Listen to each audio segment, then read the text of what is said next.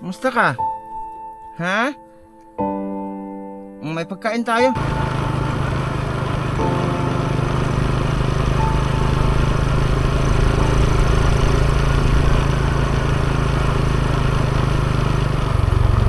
Ayun na nga guys, pagdating natin dito, nakita na natin yung bahay.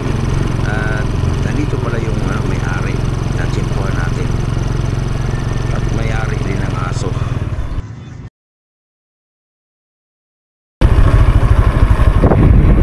Kaya mana balay dia? Nagguba ka na? Balik ko bitin ko ba? Lagi ko gabi dere. Namgi iro ko na kita ni mana? Kagid ko. Ha? Kagid na ako rin sa daan ha. Sigid na. So ayun guys, binaklas na pala ni Kuya. Ang dahilan pala bakit bakit giniba, no? Dito tayo kagabi. Ngayon, giniba na niya. Kasi, anong rason Kuya? Ilipat mo na? Kasi nag-iisa lang dito, no? Sobrang creepy din. Walang kabayan. Okay. Ang rason niya guys, mingaw dahil kayo, mingaw. Ang singalan mo Kuya? Dante. Saan dun yung aso niya? Ito, nag-ano siya ng kawayan. Mingaw kayo dahil ang iyang kuan rason rin guys kung bakit aalis siya dito kay walang kapitbahay. May mga silingan kaya, Lagyo. So ayan, dadalhin mo yan doon sa bago mong ginang bahay. Okay. Mang Dante, no? Daming bulaklak. So dito ako, nagdala ko ng pagkain, pakainin ko muna. Ano pangalan nun? Adi yung pero aso mo? may pangalan. Wala pangalan? Pangalan lang ako na. Donski na. Puntahan ko ha. Sige. So ayun guys, puntahan natin yung aso ni Kuya. Kagabi dito, umulan kasi kaganina guys. Kaya hindi tayo nakapunta ng maaga. Tapos nung pagpunta natin dito, yan open na. No? Ang isang rason lang pala dito guys kung bakit sila lumipat at ito ay inabandon na. Gawa nung tawag nun. Yung siya lang nag-iisa rito. Toy! Asan na yan? Asan? Akyat ako ha? Ay, dito siya. Kawawa naman. Musta ka? Ha? May pagkain tayo. So ayun guys, papasok tayo. Dito lang natin inatagto sa niya. Ano tayo ng makain? Lapagan pagkain. Kagabi may mga itlog dito. Manok yun? Akala ko ahas. Manok. So wala na silang plato, silang kuya dito guys. Ang gagawin natin ngayon, wala kasi ng plato dito. Ang gagawin natin ngayon, ilatag na lang natin dito. Hindi na ako nakadala ng plato. Ayun sa kanya. So ilatag ko dito sa sangkalan. Kuya. Okay. Kalalay, wag. May nadaan. Padaan. Kan padakpak ada di bahasa pakai.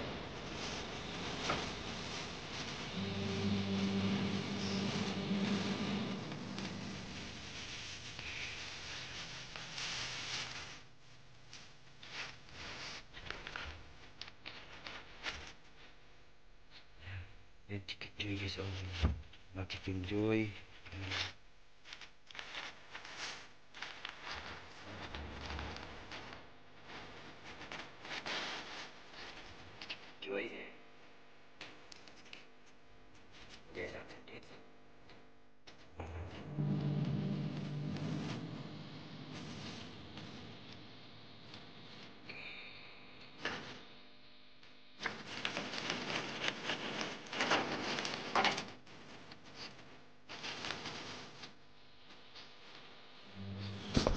guys kasi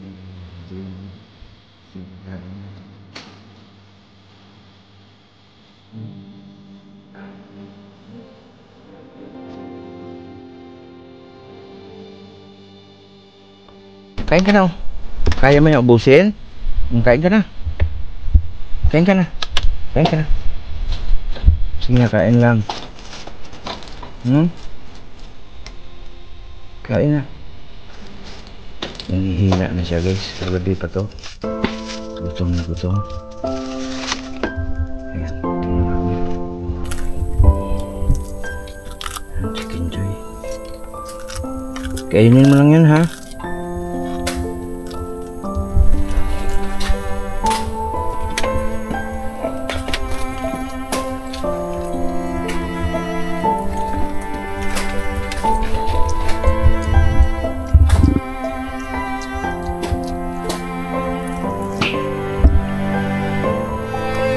So, ano yung katawan niya guys? Ano yung katawan niya? Payat niya. Kain. So, naganin ako ng tubig guys. Kainin mo ito ng tubig. So, ayun. Maawa ka guys kasi sobrang payat niya. Kain. Ng tubig guys. So, ayun guys. Habang kinakain niya, nalagyan na rin natin ng tubig dito sa bao para in case mauwaw siya ay naubos na niya isang chichinjay guys. Marami pa dito. Kain ka lang ha. Ay nabuhaw siya. Inom ka kung ano. Yan chichinjay inom na niya guys. Kanin din. Sige lang, kain lang. Gusto mo sama tayo sa bahay? Kain sa pansit.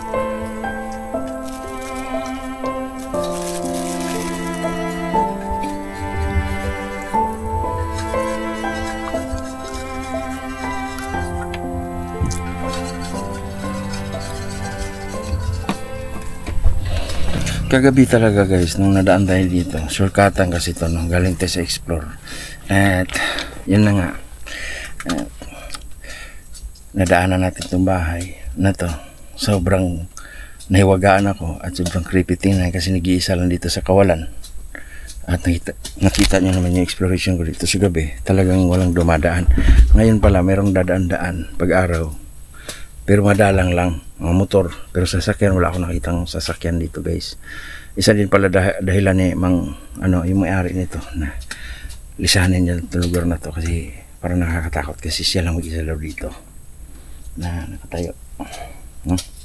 Kaya gigibain daw niya to at yung mga pako ay magamit din sa kabila sa pinagtayuan niya. So ay dito si Kuan Dugi.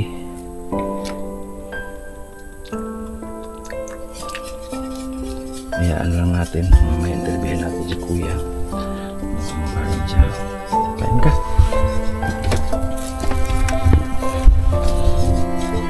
Tubig guys siya sakali.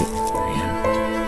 At yung paghila sa chicken joy guys, ulam parang hindi niya kaya na, sobrang gutom.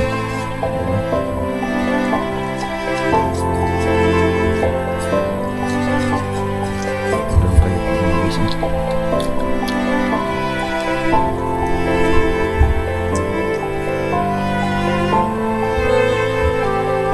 Pila na edad ka ni Kuya?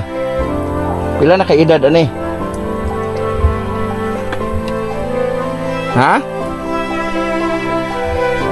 Sabi ni Kuya 1 taon na tumahigit. Pero kung titingnan mo guys, tuta pa oh. Hindi ba? Kawawa naman ano?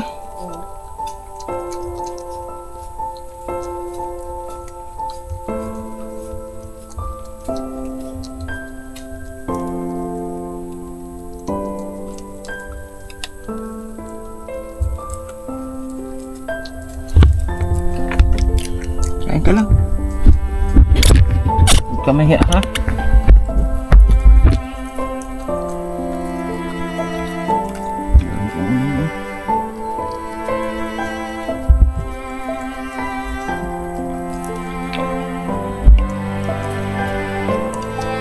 Hindi ka pala pinangalanan nila. Ano yung pangalan ko sa iyo, Santer? Ha?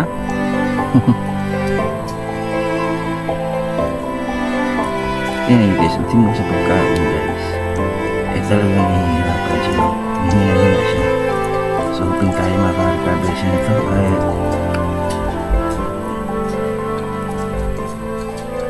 Tingnan natin, maampon mo natin ito. Usapin natin si Kuya guys kung sakaling pwede bang usapin natin guys kung pwede bang ipaampon. Pero mahirapan man tayo magdala nito kasi wala akong kas. Ako lang mag-isa. Tara, usapin natin. Himik dito guys, oh. Oh. Wala kang maano dito. Kuya, tinod ba na ingon lang critical area dari Repita? Oh. Critical area? Kardado mo bukid wood. Bukid dari? So sa plano nimo ng aso mo kuya? Biyaan na mo na diha kung kay gubon mo imong tanan no. Kana ra diha mga kibili. Asan? Sa bandang kusina lang. Oo. Tapos diyan lang siya. Dara kay na ba kuya akong mga manok dire. Siya ang bantay. Okay. Kung ano, ampunin ko. Pag ano, balikan ko lang yan dito, ha? Oo. Okay ra? Oo, okay ra. Yan guys, kasi hirap tayo ngayon kung ampunin natin yan, dalhin natin kasi ako lang isa. Ayan. Kagabi, niagi ko dire. Mag-alauna na. Launa sa gabi. Oo, walang tao. Walang motor, walang sakyan, no? Tagsar mo sa dire. Malang kaning aron paingon sa mga alas 7. Shortcutanan mo gani, shortcut, no? Shortcut. Tapos pero mga pabukiran na agian. Hadlok kayo. Hadlok yun. Dire, ikaw ra usa. Nga mo dire. Nya usa pod. Nay sakit sa kasing-kasing ang asawa niya. Kuratan. Dire. Bata ra na ako isa ka buok, tulo ra lagi ni. Pastilan. Bata mo ilan pila edad? Mo 10 anyos pa. Lalaki. Bae. Sus ta Nya dyan. ako na ako'y trabaho. Adlaw-adlaw. Tapos sila bibilin re. Sila ra mabilin. Luuya. Unsa man ang likod ani kakahuyan na napay mga balayda. Wala na. Kahuyan naman na pa yung sapa. Wala balay na diha. Wala na. Kita mo, tanaw na ko ha. Kita mo walang kabahayan na dito oh.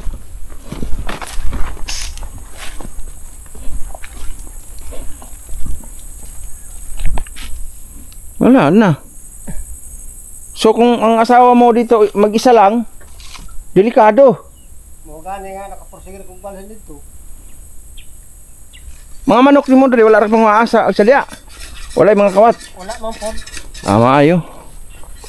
Dahil na kuanda mo kani mga Alexandra mo piso. Ayun pa siya guys oh. Kumakain siya oh. Ating kumakain siya.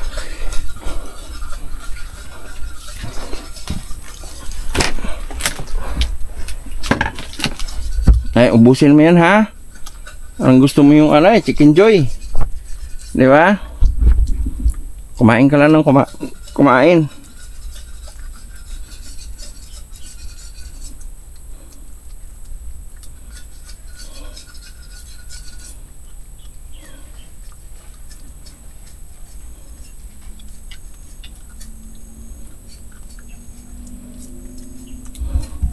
Grabe naman guys, di ko ma-imagine na titira siya dito. Dahil tatlo lang sila, anak niya 10 years old pa, babae. Tapos yung asawa niya may sakit pa sa puso. Tapos nakatira siya dito sa lugar na to. At siya naman ay laging wala no, kasi nagtatrabaho. Kaya ayun, ang mahirap dyan, yung bahay nila. Ayan. So ayun guys, abangan nyo itong mga susunod na episode nito guys. Sisikapin natin makuha yung aso na yan at maampon natin. At mapakain natin ng wasto sa tamang oras. At mabigyan natin ng mga gamot at vitamins. Maraming salamat sa inyo lahat guys. Wala nyo sa ako pagsuporta sa Donsky Gas TV. At salamat ng maraming sa mga Donsky natin. Thank you guys and love you. Hope you enjoy. At siya nga pala guys, kung gusto nitong mga ganitong mga content, huwag nyo kalimutan mag-subscribe guys to Donsky Gas TV. Thank you. Bye bye.